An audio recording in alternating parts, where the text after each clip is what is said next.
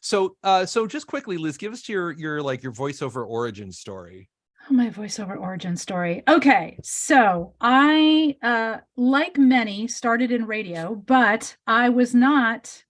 I was not on the air. I was actually a copywriter and production director for a small market radio station, and I did that for 5 years. 5 years? Yes, I did that for 5 years. Okay. And as those of us who are old enough to know, WKRP ain't got nothing on that station. Okay. It was quite an experience. And then from there, I worked for a corporate recording studio for just about 10 years. And then was let go from there and ended up going out on my own in 2005 as a full-time VO. And I had basically the corporate recording studio that I was working for. I did pretty much everything. I did the bookkeeping, I did the casting, I did the directing, I did the audio engineering. I basically did a lot of the stuff that as a voice talent, I now do by myself for myself. Right. And so it was actually a really great experience. And I learned a ton. I mean, it was just an amazing experience. And then, so when I got let go from there for various reasons, I decided, you know what? The people on the other side of the glass are having a heck of a lot more fun than I am. Yeah. And so it was at the beginning of when voice talent was starting to have their own studios. And so I had the huge advantage, and I really do believe it was an advantage, that I knew how to edit audio because I had been doing it for, at that point, when I first started at this studio, we were still using reel-to-reel tape. So wow. I remember, yeah, I know. Don't even. But yeah, I mean, I learned how to edit tape with a razor blade and splicing tape. But by the time I left, I was doing nonlinear editing, and it was amazing because I was able to just call up my contact and say, hey, I need a mixer, I need a microphone, I need a DAW, and I just started. And that's basically what I did. One of my first clients was a client that I had worked with previously at the recording studio. And I started working pretty soon after I started. It took me, and this is full disclosure, it was about 2 years before I started making the same of what I had been making at my other job. So right. It took about 2 years for me to build up that business. People think, oh, you go into voiceover, you make, tons of money right away. It took a lot of work. It took a lot of auditioning. It took a lot of reaching out. But by year 3, I had surpassed what I was making at my quote unquote day job. So, that's basically me. And I record in both English and French. And one of the things I learned, and this is something I tell people all the time, is let the market tell you how they see you. Because I actually, so I grew up speaking French at home. I was not allowed to speak English at home. I grew up in New York City, but both my parents were from Europe. I'm a first generation American. Yay for immigrants. It's very close to my heart. And so I grew up speaking French at home, speaking Russian when my grandmother came over, speaking Hungarian with other people, German, so like I was surrounded by languages, but the family language was French. So when I started in VO, I was like, great, I'll just start doing French VO for France. Not getting booked at all. I was like, what is happening? And I went to a French high school, and a friend of mine listened to my demo. Actually, he had his girlfriend, who is now his wife, listen to my demo. She goes, oh, she'll do great in Canada because she has this neutral delivery. It's not Parisian, it's not Quebecois. And I'm like, really? I started auditioning for corporate jobs for the Canadian market and got booked the first time I auditioned for that job. Wow. And that is where, and I was like, all right. And I just started auditioning for Canadian work, and the Canadians love me because I have a neutral delivery. It is neither Quebecois. It is not Parisian. And that's where my work is. I mean, depending on the year, 50% of my work is in English, 50% is in French, and 99.9% of my French work is for the Canadian market. What's interesting is that I have a ton of French clients in France who love working for me. They hire me for English, but there's no language barrier because they can give me direction in French. They can, and I had a French client of mine, and we were discussing the job. It was on the Source Connect job. And we were discussing the job in French, and the client came on and said, "Wait, I thought we hired an American." And my client said, "Oh yeah, Liz is totally bilingual. It's really disturbing." So it's funny you say that, because you were immersed in it when you were a child. Completely. So you think in French sometimes. Yes. Oh yeah, okay. Absolutely. Oh yeah. No, that's what it's about.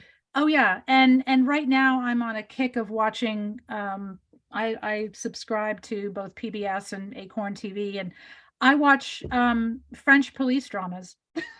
French police. Okay. It's there, and it's great. It's because you don't have to think about what they're saying and translate into English in your head. In fact, you're already receiving it. Oh, absolutely. Right. But and what's really interesting is the subtitles are actually embedded in the show. I can't turn them off. And when I first started going back to watching French TV, and the subtitles, they were actually distracting to me.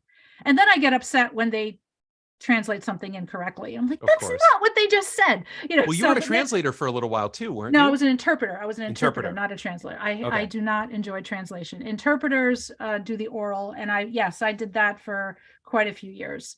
Okay. But translation, I hire out translation unless it's something very short, because that's as much an art as a science, and I don't enjoy it. And at this point in my career, I don't want to do stuff I don't enjoy. Absolutely. If I remember, the majority of your work is telephony. Is that true? It's my bread and butter is telephony. It's telephony, e-learning, corporate narration. Those are my main clientele. Yes. Okay. And how much of the telephony are you doing in English, and how much are you doing in French? I'd say it's probably, it depends on the year, but 50-50 is probably right. Because what happens is I end up getting booked for both the English and the French for many clients. In fact, in my accounting software, I have, line items, and I have telephony English, telephony French, and then telephony English/French, because a lot of times I will get hired for both languages. That happens for e-learning as well. I'll get hired for both the English version and the French version of projects. Cool. For those of you who are watching, if you have any questions about what it's like to be a bilingual voice actor, regardless of your native language, feel free to ask Liz. Is there a major challenge? Or is it because you were so immersed in French from such an early age, it's not like you need to think about anything? But what about like culturally, when it comes to rate negotiation and communication skills and etiquette with your French clients? Yes. So what happens especially with people in France, although with Canada as well, but in the States, we go to first names really quickly. It's a very, hey Tom, how you doing? How are you?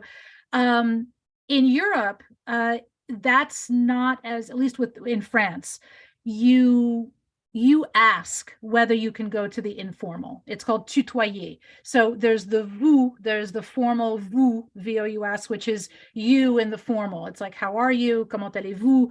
And then as you get more common with, or more, you have more interactions with your clients, I will actually ask, est-ce qu'on peut se tutoyer? Can we go to the informal?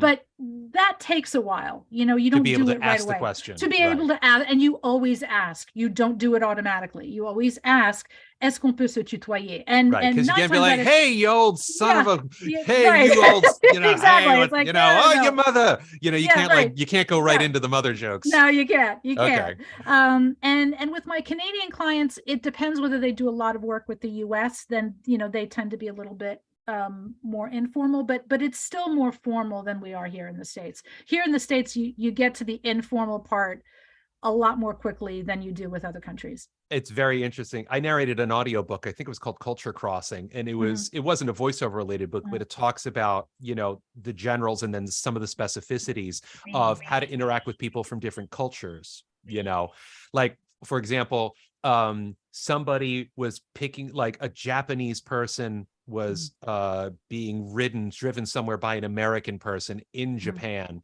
and they're driving wherever, and then the American driver misses the exit and keeps going. But instead of the Japanese passenger saying, hey, you missed the exit, to go turn around, they'll just start talking about how nice that highway is over there and what lovely things they've heard about it. Oh, wow. Okay. Yeah, in a very polite, passive way to get them to get on that highway, because now they're on the wrong highway.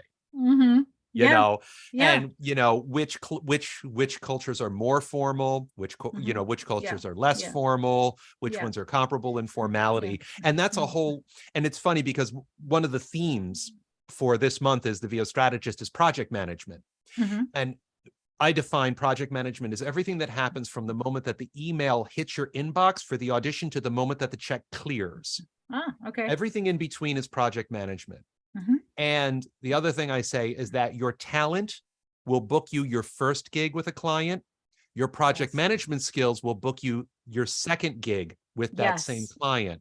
Because if you don't know what to do, you can't be an effective voice actor, regardless of how talented or interesting your voice is. So can you kind of, not necessarily step by step, but in general terms, like how do you approach project management when it comes to working with clients, regardless of where they are? I actually have a very set way of dealing with my projects.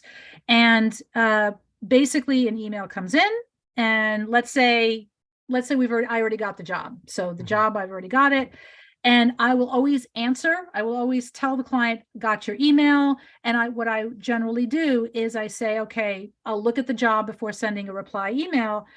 And my way of doing things is I will always give myself an extra day. So let's say I know I can do it in 2 days, but I'll say, hey, I can get this to you in 3 business days.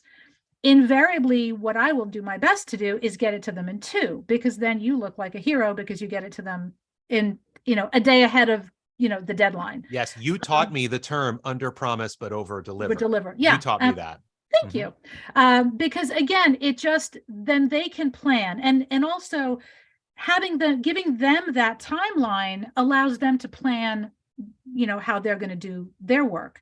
So I will then get the job ready. I will set it up, whether if it's a telephony job, and I'll set it up in Word to Wave, or if it's an e-learning, I will do the same. Or if it's just a explainer, I will get it on my schedule. I'll get it into my schedule generally online. I have a system that I have right now, which I'm actually changing, but I will write it down, because honestly, if I don't write it down, whether digitally or on a piece of paper, on a notebook that I have, I'm apt to forget, just because there's so many things happening. So it has to be written down somewhere.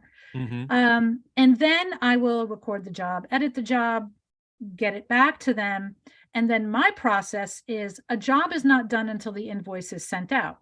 So what happens is I send out the job, I enter the information of when I sent it, what date I sent it, what time I sent it. And yes, I'm a Virgo. So if it was sent at 5:23 is what goes in my database. That's right.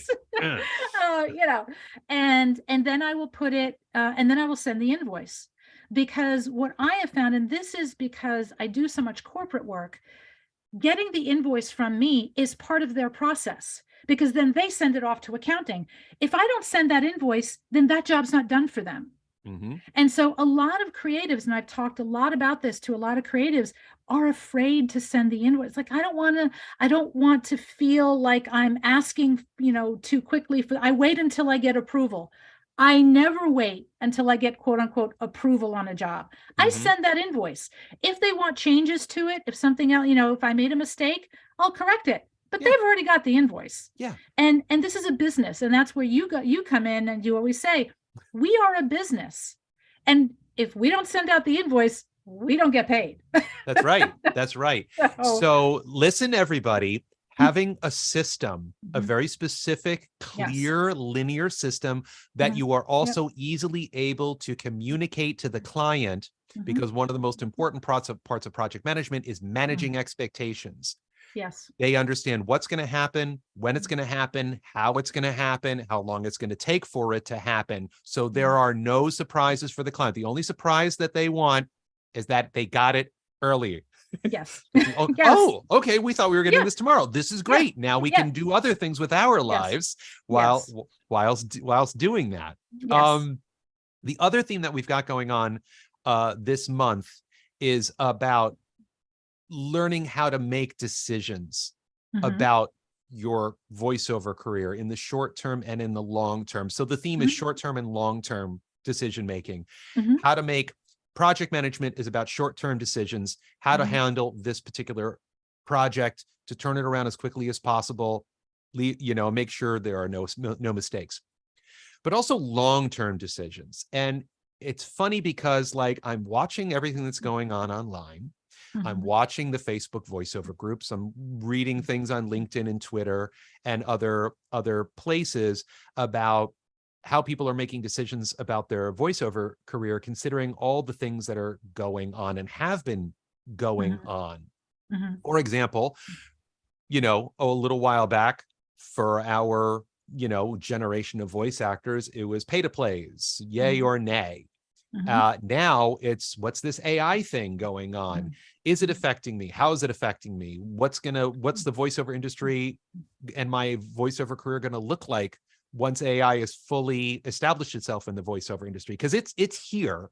It is here. It's just a matter of how it's going to manifest in the long term. So that's a long way of saying, do you have a process for how to make long-term decisions about your voiceover career? And if so, can you give us some insight to it?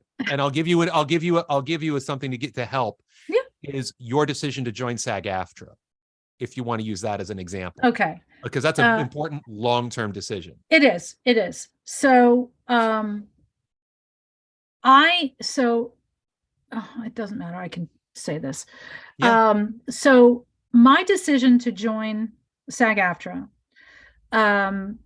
was based solely on one thing, and that was to get health insurance.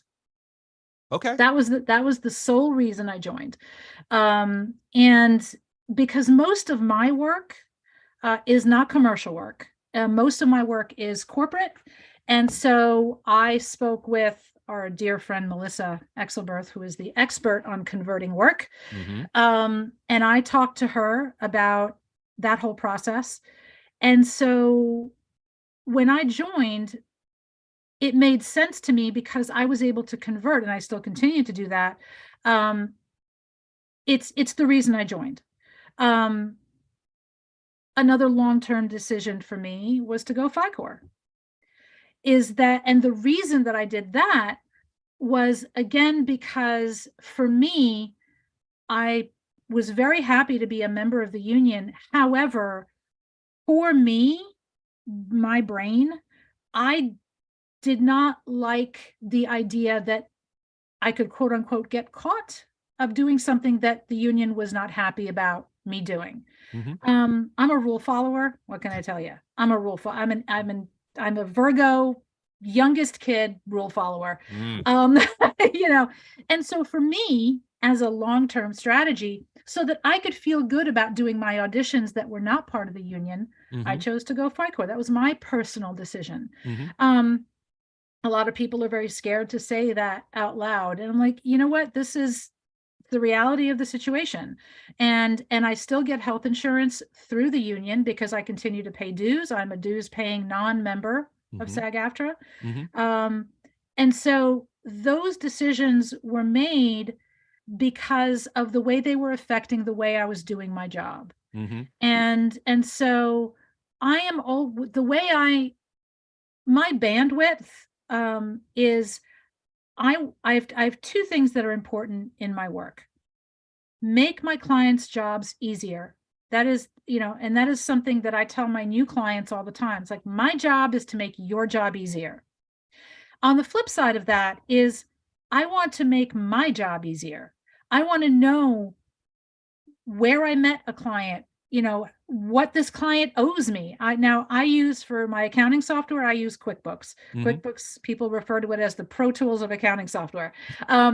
The reason I use QuickBooks is because I learned it when I was working at the corporate recording studio, and I worked with an accountant because the books were a mess when I joined, and I completely reworked the entire company's, I brought all the books up to date and I got everything. And so I know it. Why would I try to learn something else when this is a powerful tool? I know how to use it. It's something I don't have to spend any bandwidth learning.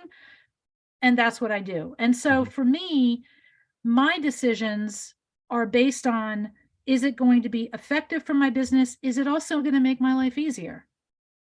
Right. And that's, and as weird as that sounds, that has served me very well. That doesn't sound weird at all, because any business's job is to make sure that their job, that the business functions, and you don't have to reinvent the wheel every time you need to do even the most mundane of things. I tell my students, like, if it takes 20 minutes for you to find that blank W-9 form to fill it out, then you need to really look at your business and how you're organizing it on a digital, mental, physical, logistical, financial level, because assembly line sounds like a bad word because it says you're making the same thing over and over again as some kind of industrial thing, but that's not true. Well, the thing that you are making over and over again is quality audio files. Yes. Quality audio files that have minimal that have minimal problems and all that stuff. Right.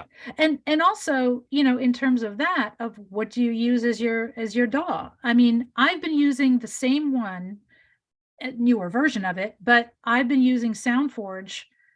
It is, I upgraded to SoundForge 11, I think. I think they're up to like 17 now. I upgraded because I had to, because they weren't supporting the older versions anymore. Right. But basically, I use that. I have macros, I have things that I set up. And no, I'm not going to go to another one. Sometimes it gets glitchy. I will record in Reaper, but then I bring everything into SoundForge to edit. So again, to make my life easy, I've set up all these things over the years. Like you said, I don't want to reinvent the wheel. And if you find something that works, it's very tempting. And I'll be real. It's very tempting to, something shiny, something new. I switched databases 2 years ago. I'm going back to the old database that I had because I liked what it did. And so now, okay, I've got 2 years to go back and edit some stuff. It's going to be fine, but I'll be able to search. I searched on something on my old database. I found something in 2 seconds that I couldn't find on my new database. So, well, again, there's something to be said for muscle memory. Exactly. And that is, a lot of people think if it's new, it's got to be better.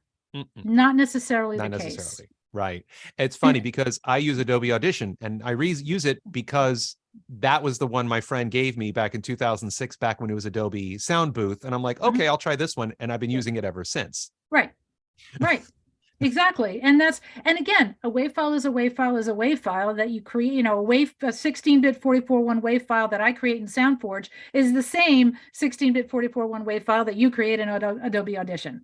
It doesn't matter. Yep. It really does not matter. It's how your brain works and what how you go about doing things. I'm going to go back to something you said near the beginning, which was you listened to the voiceover industry. The voiceover industry told you what the market told your me. path would be. The market told you the market specifically. Told me. Yes. Yeah. And it's funny, because when I talk to my students and when I teach a lot of my classes, like I don't know if you know, I have a new genre exploration class that I teach. So I go over every genre of voiceover, just like really quick, broadcast, non-broadcast. Here's some basic performance techniques. Here's the rate structure. Here's some basic marketing tips. And one thing that I stress to everybody is what drew you to the voiceover industry may not necessarily be what keeps you in the voiceover industry. In other words, you may not be good at what you like, and you may not like what you're good at. Because the majority of people these days are drawn to the voiceover industry because they want to do cartoons and video games. And I love doing cartoons and video games. Before we got on, I talked about the video game that I will be announcing soon in the future that I booked, which is exciting. I've done cartoons, love doing them, but I thought when I started my voiceover career, I needed to do commercials and sound like James Earl Jones. I do not sound like James Earl Jones. I never have. But when I started doing cost benefit analysis and it told me that 75% of my work was non-broadcast, like e-learning, I'm like, oh, okay. But some people cartoons are bust. And if it's either I will do cartoons or I will not do voiceover. And it's like, okay, that's fine. That's a choice. That's a choice. And so for me, I started in telephony for a very simple reason. I'd been doing telephony as a director and an engineer and digitizing those files for almost 10 years. I know all of the telephony formats that make other voice talents' eyes glaze over. Right. You know, they get scared. They're like, a CCITT MULA WAV file with the you know. For me, it's like, yeah, no problem.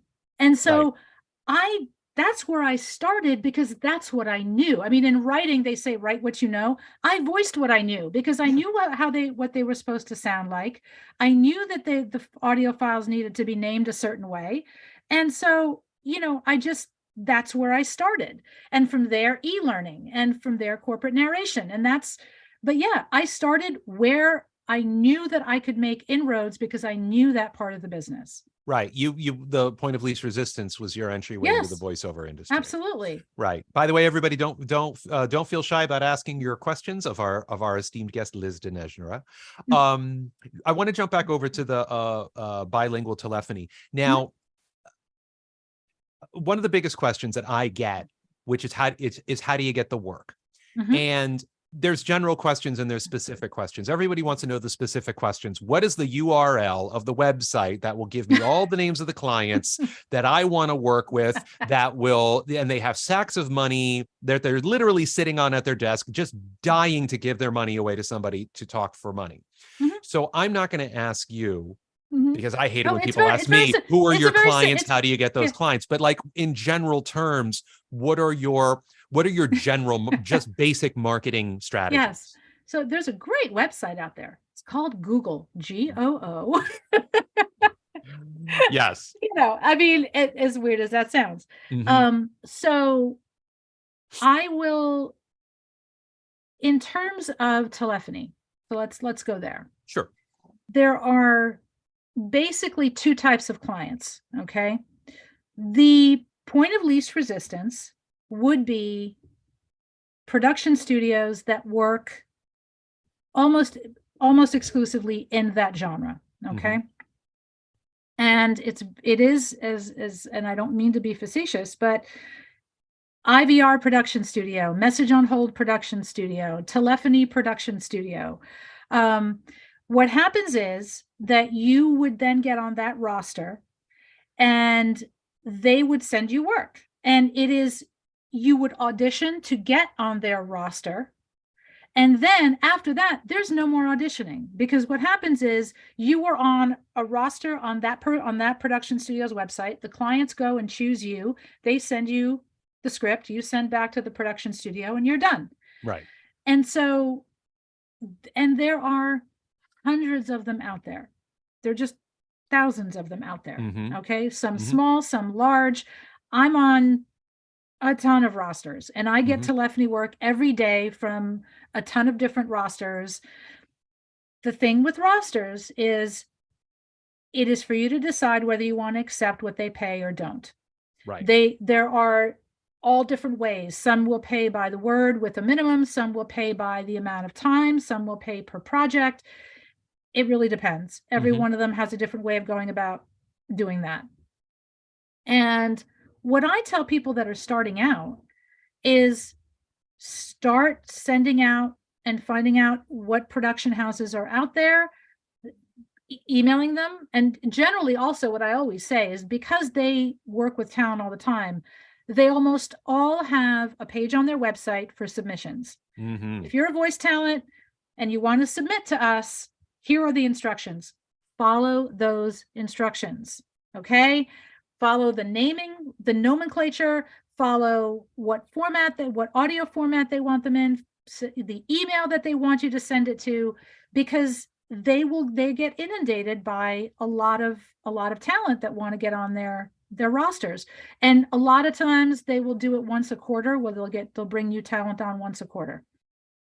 Sometimes if you're really good and you speak, a language that suddenly they need for, you'll get put on. What I tell people is just say yes, sort of like improv. Say yes. You've got nothing to lose by being on their roster. Okay. And see if their clients like your voice. Mm-hmm. I mean, I have several clients of mine that I'm one of the top picks, that their clients keep liking what I do. Great. So I keep getting work. Others, not so much. It's skewed younger, skewed older, skewed male. Who knows? Or they may already have a Liz on their roster. Or they might already have a Liz on their roster. Yeah. So I would say you've got nothing to lose by being on a roster and seeing how much work you get from them. Yeah. The other way is dealing with companies directly. And there you can set your own rate. Now, that's a little bit harder. What I always tell people is, if you're doing an e-learning project for somebody, what happens in voiceover is you tend to be put in a silo. Okay. You tend to be put in, oh, this is our e-learning talent. Oh, this is our French talent. This is our Spanish talent. This is our American talent. Whenever you can, if you're working with somebody, say, hey, just so you know, especially if it's the first time you're working with them, is great. I'm so glad you liked, what I did with this project. Just so you know, I also do, corporate training. I do e-learning. I do corporate narration. And that kind of lets them know, oh, right, we can hire them for something else. Mm-hmm. And so a lot of times and sometimes you have to keep doing that. Having different demos in your SIG line, like links to your demos in your signature line, where they can see, oh, she does e-learning, she does documentary, she does commercial, they will see that, oh, I can click, let me see what she sounds like doing this, So for corporate and for telephony stuff, a lot of times LinkedIn is my go-to, because I'll get in touch with, either instructional designers and things like that. The pay to plays, actually for telephony, because most of the time when you're dealing with telephony, you're dealing with the IT department, either that or the HR department, because it's not really marketing per se. It is internal marketing. If somebody calls up and you've got a message on hold, hey, these are our latest, widgets that we're selling. The history of Jiffy Lube. Yes, the history of Jiffy Lube, exactly.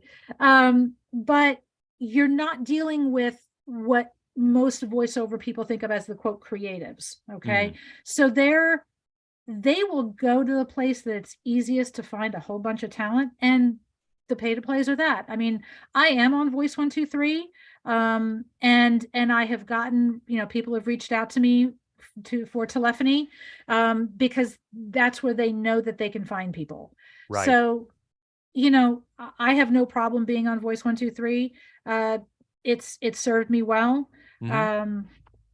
So that's. I need to make some very important points to our audience based on the very important things that you just said. The first one is that Liz has been in the business for a long time. She started her voiceover career in 2005, and that was before pay to plays just started coming around. And the primary way for your typical voice actor in the mid-aughts was to use direct marketing strategies, using Google, using LinkedIn, cold calling, cold emailing. There's overlap with inbound marketing, outbound marketing, networking, all that's kind of clumped into that umbrella. Liz, I'm sure, has many, many, many legacy clients. Yes, absolutely. My oldest legacy client is 1997. I worked with them a few weeks ago. Second oldest, I think, is 2005. I worked with them a few weeks ago, and a whole bunch of people in between. And I work with new clients all the time. Most voice actors coming into the industry think they immediately need to start diving into direct marketing strategies, Google, LinkedIn, cold emails, and whatnot. It doesn't always work. I don't want to say it doesn't work that way anymore, because I don't want to give any sweeping generalizations. The reason why and I'm taking a pretty educated guess, one of the reasons why Liz's direct marketing strategies work is because when she sends that cold email and they go check her out, there is a there. There is a very professional looking website with downloadable demos, a plethora of information about her training, her genres, her gear, her portfolio. There is a there. So for people who have been in the voiceover industry for a long time, direct marketing has a better chance of working than people for those who are just entering the voiceover industry. Yeah. I've also worked with students who say, I need to get off the pay-to-play sites. And I say, why? All right. Now, because they think it's a lower class of voiceover opportunities than direct marketing and agents. And that is not necessarily true. And I'm going to give you an example right now. Last September, I booked a voiceover through the audition. They used the audition and they booked it for a pretty awesome public service announcement that I did. I booked it on Voice 123. I'm on the $2,200 tier for everybody to know, and I do quite well on Voice 123. So that was September. This past April, I sent a direct message to that client through Voice 123. And I said, hey, just want to let you know, I still brag about that PSA that we did. I'm so proud that I was a part of it. Hope we get the chance to work together soon. And they wrote back within an hour, oh yeah, we loved you on it too. The client was thrilled. We're going to put you on our short list for voiceover projects moving forward. A day later, they said, hey, you're on the short list for a project. The next day I booked it, which means I used direct marketing strategies on a pay-to-play site, which sounds crazy and may make certain older voice actors' brains explode. If it works, it works. Yes. If it works, it works. There's nothing inherently wrong with pay-to-play sites. I say they're like guns, fire, or polka music. It's not what they are. It's what you do with them that makes them an instrument of good or evil. I love the accordion. Shoot me. It's my favorite instrument. I'm a concertina man myself. There you go. But here's the other point, and this is something I was going to tell you that I was going to share before we jumped on, is that I just got my political page of my website set up. It's a landing page. So me too. There's I've got one of those too. Now, for those of you who aren't aware of, political voiceover, traditionally you need to pick a lane, blue or red. But what a lot of people do is they publicly say they're blue and privately say they red, or they publicly say they're red and privately say they're blue, because they don't want to ostracize, alienate political clients, or just your typical voice seeker who goes on and sees what your politics are. And they're like, well, then as a result, I will not work with them. And that does happen. So you want to be careful about that. So we built my political landing page. I've been building up a list of political potential clients for a while, getting ready for it. So the week before last, Thursday, I sent out 10 cold emails. I got one positive reply saying, oh, good, we'll keep you in mind. Friday, I sent out 10. Later in the day, got no replies, didn't expect it. Monday, so this is a week ago today, I sent out 9 emails. Within a few minutes, one of them said, hey, we've got a project for you that you'd be perfect for. And then I booked it and I recorded it that day. Awesome. Now, I have told all my students that I can count on 2 fingers in 25 years the amount of voiceovers that I've booked as a result of a direct cold or email or cold call that at that moment. This is now time number 3, which is wonderful. Yay, round of applause. However, here is why I think it actually worked. Well, 1, I did it at all.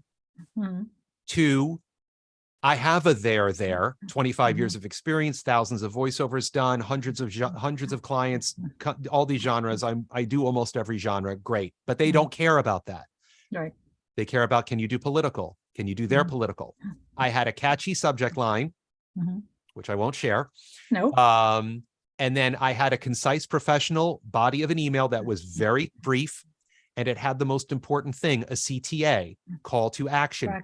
Click here to listen to my political samples. And I already had existing samples of political work that I've done because I did some stuff for the 2022 campaign. So I already had stuff there. And in the body of the email, oh, a friend of mine, name the friend of mine, suggested that I reach out to you. Now, did I get it for any of those reasons? Maybe. Did I get it because they liked the sound of my voice and it matched the project that they were doing? Well, clearly, yes. But I sent the email at all, hyper targeted the audience, engaging subject line, concise professional body of an email with a CTA.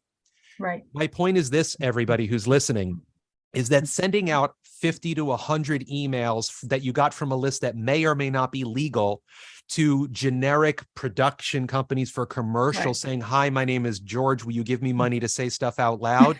It doesn't work anymore.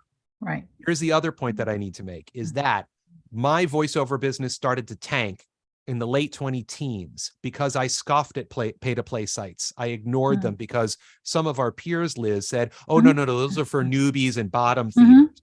And so I ignored pay-to-plays. My career suffered. I jumped back on pay-to-plays a couple years ago, and I saw clients, potential clients and former clients that I used to work with who won't answer my emails anymore through direct marketing, who are posting casting notices on pay-to-plays. Why? Because it's easier to curate a roster. It's easier to post a casting notice. It's easier to screen voice actor auditions. It's easier to cast it. It's easier to book it. It's easier to pay them. Yep. So does direct marketing, cold calling, emailing, and whatever have merit? Yes. It works exponentially less well than it used to.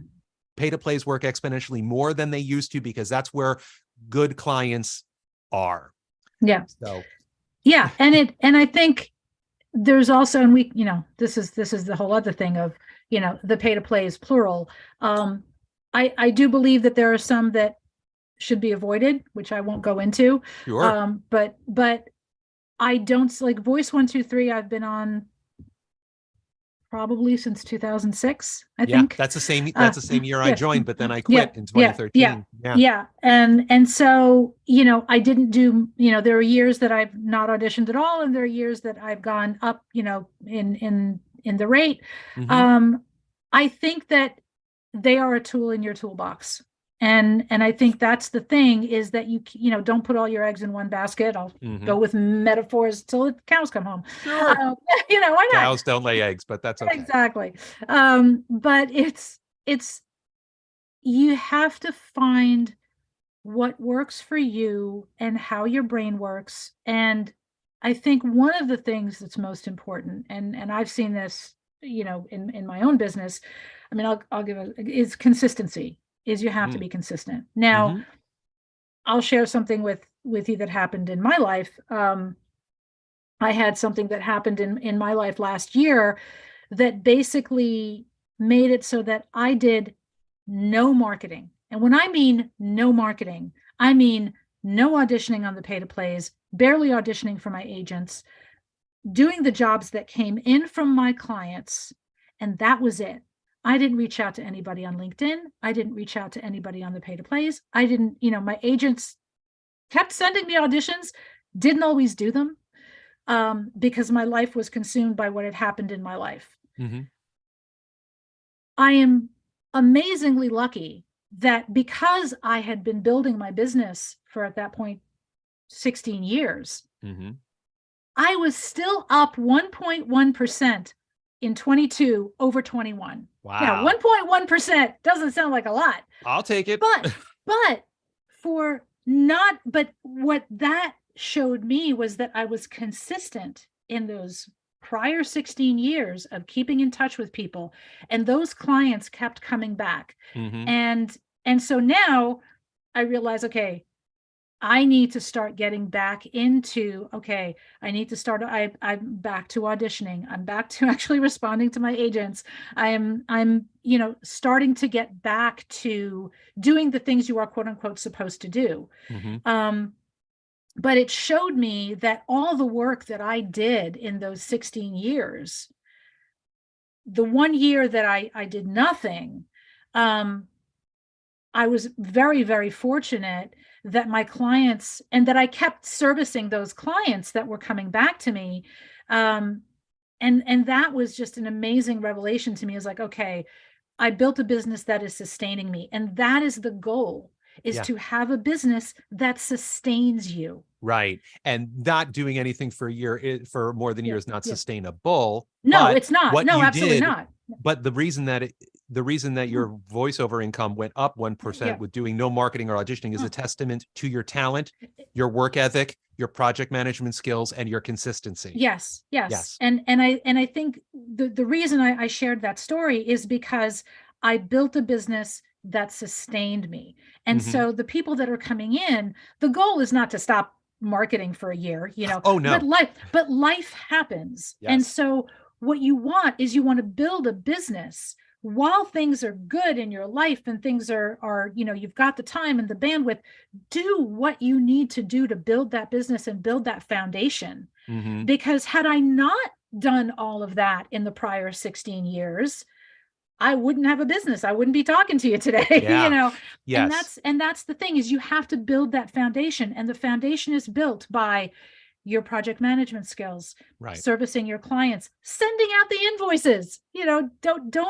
Don't be afraid to send out invoices. You have no idea how many times I've had voice talent. I'm like, I don't like sending out invoices. I friggin' love sending out invoices. My favorite thing to do, because I know I'm going to get paid. My favorite office supply is this stamp that says paid. Ka-chunk. There you go. So satisfying. Yes. So to use a new term, you did, consciously or unconsciously, you future-proofed your voiceover career. Yes, I did. Right. I did. So with the few minutes that we have left, I want to segue into another subject. And if you have strong opinions or no opinions, great. Okay. But what are your thoughts on AI these days? I'll be honest with you. I don't have the bandwidth to worry about it. I just don't. Nothing that I worry about AI is going to make any difference. Am I aware of it? Of course.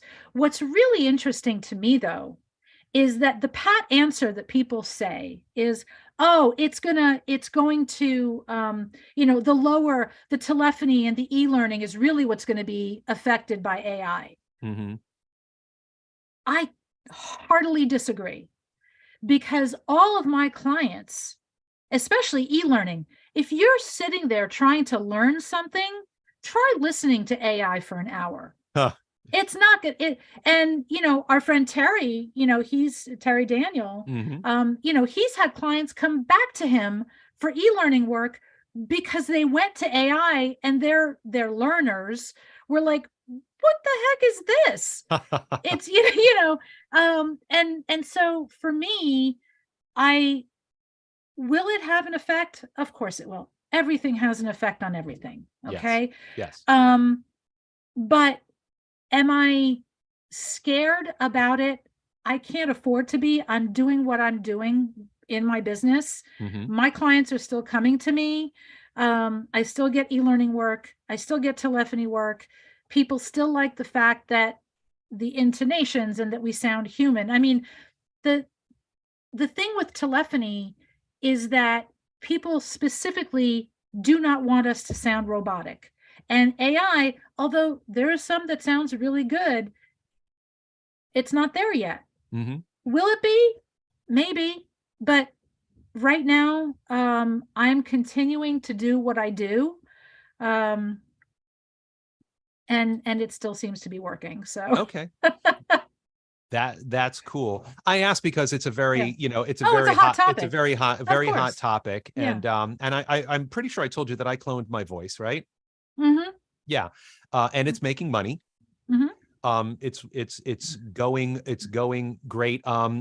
Sometime right now it's my voice is confidential. I can't say which company I'm working for or, where to find my synthesized voice, but we are renegotiating because, I want to strike while the iron is hot and get my name, get it's his name out there and be able to market myself with both my synthesized voice and my real voice, because I think there is a place for both.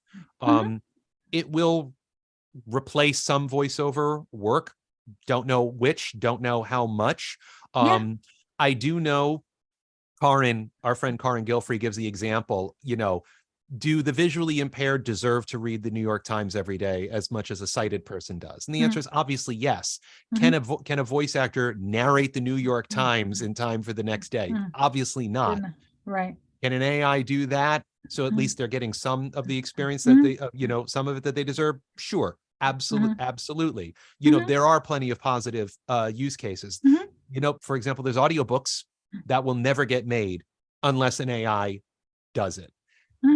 There's something to be said for the quality of it, especially at this point, but there's also text to speech versus speech to speech. There's just a whole lot of stuff. But I would tell everybody who is early in their voiceover journey is that get acting training, get theater training, get on camera training, get improv training, make sure that you are a better storyteller than an AI for as long as you possibly can, as quickly as you possibly can. Because yes, there will be a percentage of voice actors who are currently on Fiverr, Upwork, and accepting very low paying gigs on Voice123 and Voice.com. I think a lot of those jobs, they will go away. I think it's inevitable, because if they're willing to pay $50 for a $500 job, those voice actors will certainly pay $5 or 50 cents for a $500 job. And if they can get it from an AI, they are going to do it. Right. So, but as I said, when I was talking about what the market will tell you, with e-learning as an example, those companies, the people that they are trying to reach will tell them whether it works or not. And in some places, good enough is good enough. In other places, it's not. I mean, and that's the thing is, if you're trying to get people to understand something complicated, okay, and keep them engaged, especially with e-learning stuff, at this point, AI is still not there because it's still slightly monotone. It doesn't know where to put the emphasis on the right syllable. Yes. No, that's syllable. Oh, syllable. I'm so sorry. That's okay. We're all learning and growing here. There is still a point where humans bring something to the table. Yeah, I agree. And so, will it change? Yeah, I mean, it will. It will get better. There's no question it will get better. But how much better?